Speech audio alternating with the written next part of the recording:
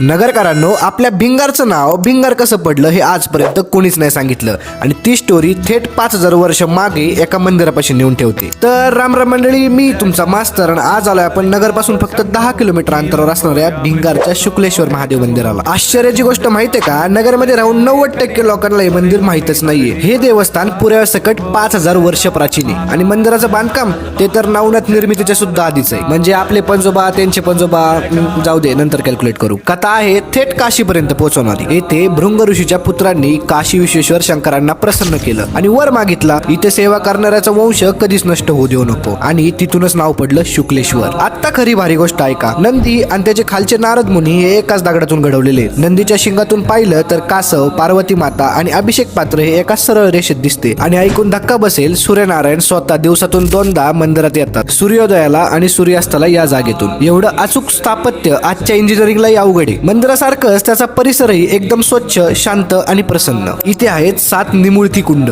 दत्तगुरु, लक्ष्मीनारायण, श्रीराम मंदिर, जणू देवतांनी स्वतःच हजेरी लावलेली पुण्यभूमी. आणि हो, भृंग ऋषींच्या नावावरूनच या जागेचं नाव आधी भृंगपूर आणि आता पुढे बदलून भिंगार पडलं. तर मंडळी, ही कथा मनाला भिडली असेल आणि तुम्ही खरे शिवभक्त असाल तर कमेंट करा हर हर महादेव. आणि नगरमधल्या अशाच अनोळखी, अद्भुत, इतिहासाने भरलेल्या जागांसाठी मला फॉलो करून द्या.